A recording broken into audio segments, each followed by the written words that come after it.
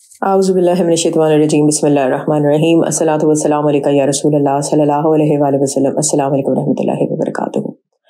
Last time سیرت النبی صلی اللہ علیہ وسلم کی جو ویڈیو آپ کو سنائی تھی اس میں یہی بتایا گیا تھا کہ کس طرح حضور پاک صلی اللہ علیہ وسلم قباء سے مدینہ منورہ کی طرف چلتے ہیں اور مدینہ منورہ میں ایک خوشبو سی پھیل جاتی ہے۔ حضور پاک صلی اللہ علیہ وسلم بنی سالم بن عمرو بن عوف کے جب محلے میں پہنچتے ہیں تو نماز جمعہ کا وقت تھا۔ کھلے میدان میں صفیں باندھی گئیں اور نماز جمعہ ادا کی گئی۔ نماز ادا کرنے والوں کی تعداد تقریباً 100 تھی۔ اس جگہ بعد میں مسجد بھی تعمیر کی گئی جس کا نام مسجد غبیب ہے۔ نماز ادا کرنے کے بعد رسول پاک صلی اللہ علیہ وسلم اپنی اونٹنی پر سوار ہوئے تو بنی سالم کے لوگ اپنے سردار عتبان بن مالک اور عباس بن ندلہ کی قیادت میں رسول پاک صلی اللہ علیہ وسلم سے عرض کرتے ہیں کہ اللہ کے رسول صلی اللہ علیہ وسلم آپ ہمارے ہاں قیام کریں۔ ہمارے قبیلے کی تعداد کافی ہے، ہمارے پاس جنگی ساز و سامان بھی موجود ہے، ہم آپ صلی اللہ علیہ وسلم کی حفاظت کی طاقت رکھتے ہیں۔ تو رسول پاک صلی اللہ علیہ وسلم فرماتے ہیں کہ میری اونٹنی اللہ کے حکم سے جہاں رکے گی میں وہیں قیام کروں گا۔ اس پر بنی سالم کے لوگ ضد نہیں کرتے۔ مدینہ منورہ کی گلیوں میں اللہ کے رسول صلی اللہ علیہ وسلم کے استقبال کے لیے محبت کرنے والوں سے بھری ہوئی ہیں۔ لوگ اپنے گھروں کی چھتوں پر موجود ان تاریخی لمحوں میں حضور پاک صلی اللہ علیہ وسلم کے دیدار کو جذب کر رہے ہیں۔ یہاں رہنے والے سب لوگ اپنی قسمت پر بہت نازاں ہیں۔ رسول پاک صلی اللہ علیہ وسلم کی سواری پھر بنی بیادہ کے محلے سے گزرتی ہے۔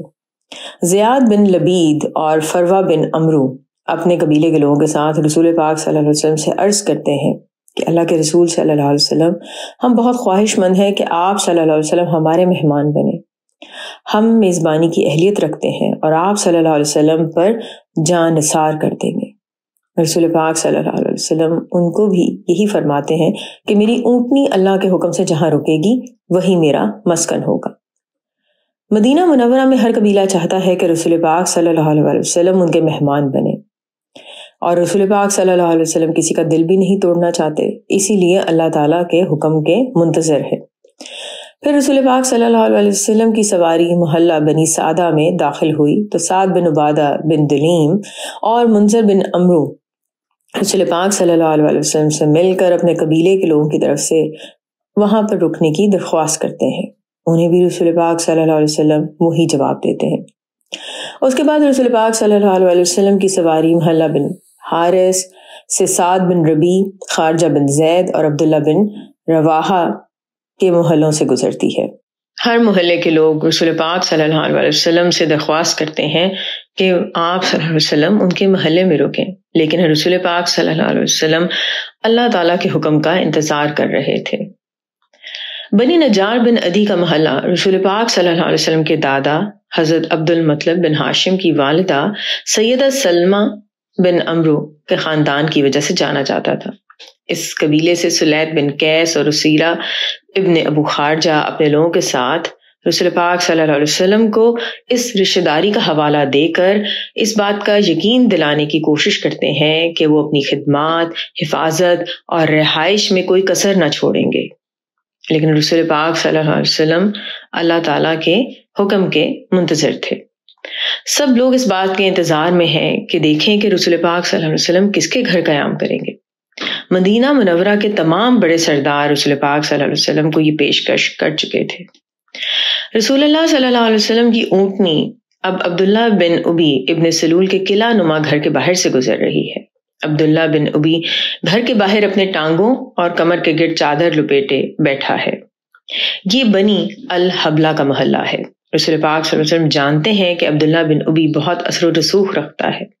یہ بھی جانتے ہیں کہ بنی اوس اور بنی خزرج اسے اپنا بادشاہ بنانے والے تھے، لیکن عبداللہ بن ابی کے تمام خواب ادھورے رہ گئے۔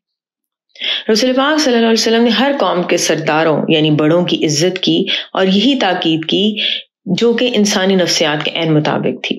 رسول پاک صلی اللہ علیہ وسلم نے ساری زندگی عبداللہ بن ابی سے محبت اور احترام کا تعلق رکھا۔ اس کے بعد بنی مالک بن نجار کا محلہ آیا۔ رسول پاک صلی اللہ علیہ وسلم کی اونٹنی قصوہ ایک کھلے میدان میں رکی اور بیٹھ گئی۔ رسول پاک صلی اللہ علیہ وسلم بھی اپنی اونٹنی پر سوار ہے۔ تھوڑی دیر میں اونٹنی وہاں سے اٹھی، چلنے لگی، تھوڑا گھوم پھر کر دوبارہ اسی میدان میں بیٹھ گئی۔ رسول پاک صلی اللہ علیہ وسلم کی اونٹنی نے اپنی گردن زمین پر رکھ دی۔ یہ بالکل ایسا اشارہ تھا کہ جیسے اب رسول پاک صلی اللہ علیہ وسلم کے اونٹنی سے اترنے کے لیے بیٹھی ہو۔ رسول پاک صلی اللہ علیہ وسلم نے یہاں اپنی اونٹنی سے اترنے کے بعد قرآن مجید کی اس آیت کی 4 مرتبہ تلاوت کی۔ یہ سورہ مومنون کی آیت ہے۔ اس آیت کا مطلب ہے، ہمارے رب ہمیں زمین پر ایسی جگہ اتارنا جہاں اترنا ہمارے لیے خیر و برکت ہو، بے شک تو سب سے بہتر منزل عطا کرنے والا ہے۔ اس کے بعد رسول پاک صلی اللہ علیہ وسلم فرماتے ہیں کہ یہی میری قیام گاہ ہے۔ رسول پاک صلی اللہ علیہ وسلم کی اونٹنی اسد بن زرارہ نے سنبھالی ہوئی تھی۔ رسول پاک صلی اللہ علیہ وسلم کی اونٹنی جہاں رکی، اب اس مقام پر مسجد نبوی کا دروازہ باب جبرائیل موجود ہے۔ اس جگہ سے سب سے قریب خالد بن زید کا گھر ہے۔ خالد بن زید تو خوشی سے پھولے نہیں سماتے۔ انہوں نے رسول پاک صلی اللہ علیہ وسلم کی اجازت سے آپ صلی اللہ علیہ وسلم کا سامان اٹھایا اور اپنے گھر لے گئے۔ اس وقت ان کی عمر 31 یعنی 31 سال تھی۔ سب لوگ خالد کو مبارکباد دے رہے تھے، سارا شہر ان کو حسرت سے دیکھ رہا تھا۔ انہوں نے رسول پاک صلی اللہ علیہ وسلم سے درخواست کی کہ اللہ کے رسول صلی اللہ علیہ وسلم، میرے گھر کی اوپر والی منزل پر آپ رہ لیں، ہم نیچے رہنا چاہتے ہیں، یہ احترام کا تقاضا ہے کہ آپ اوپر والی منزل پر رہیں۔ تو رسول پاک صلی اللہ علیہ وسلم نے فرمایا، میری آسانی کے لیے اور مجھے جو لوگ ملنے آئیں گے ان کی آسانی کے لیے یہ بہتر ہے کہ میں نیچے والی منزل پہ رہوں۔ اچھا، یہاں پر آپ کو ایک بہت ہی انٹرسٹنگ بات بتاتی ہوں۔ آپ کو یاد ہے کہ حضور پاک صلی اللہ علیہ وسلم کے زمانے سے 1000 سال پہلے یمن کا بادشاہ تبا یثرب آیا تھا، اور جب اسے پتہ چلا تھا کہ یہیں پر کائنات کے آخری نبی صلی اللہ علیہ وسلم تشریف لائیں گے، تو اس نے اپنی قوم کے علماء کو یثرب میں آباد ہونے کا حکم دیا تھا، اور بادشاہ نے ان علماء میں سے جو سب سے بڑا عالم تھا اس کے لیے 2 منزلہ گھر تعمیر کروایا تھا، اور رسول پاک صلی اللہ علیہ وسلم کے لیے خط لکھ کر اسے دیا تھا، اور وہ نسل در نسل خط جو ہے اس خاندان میں چلا آ رہا تھا۔ اور آپ حیران ہوں گے کہ خالد بن زید رضی اللہ عنہ بھی اسی عالم کی نسل سے تھے، اسی گھر میں رہتے تھے، اور وہ خط ان کے پاس تھا۔ وہاں پر قیام کے بعد زید بن ثابت رضی اللہ عنہ کی والدہ روٹی سے سرید کی ایک ڈش جو ہے، جو عربی ڈش ہے، وہ بنا کر بھیجتی ہیں، ساتھ میں دودھ گھی بھی بھیجتی ہیں۔ رسول پاک صلی اللہ علیہ وسلم ان کے لیے برکت کی دعا کرتے ہیں اور اپنے ساتھیوں کو بلا کر کھانے میں شامل کرتے ہیں۔ رات کے کھانے کے لیے سعد بن عبادہ رضی اللہ عنہ سرید اور گوشت تیار کروا کر رسول پاک صلی اللہ علیہ وسلم کی خدمت میں پیش کرتے ہیں۔ مدینہ منورہ میں لوگ زمین پر سونے کے عادی تھے، جبکہ مکہ کے لوگ چارپائی یعنی بیڈ استعمال کرتے ہیں۔ اسد بن زرارہ رسول پاک صلی اللہ علیہ وسلم کے لیے چارپائی لے کر آتے ہیں۔ مدینہ شریف میں سعد بن عبادہ، سعد بن معاذ اور عمارہ بن حدم رسول پاک صلی اللہ علیہ وسلم کے ہمسائے ہیں۔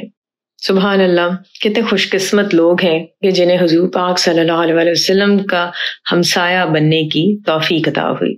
الصلاۃ والسلام علیکہ یا رسول اللہ صلی اللہ علیہ وسلم۔ السلام علیکم رحمۃ اللہ وبرکاتہ۔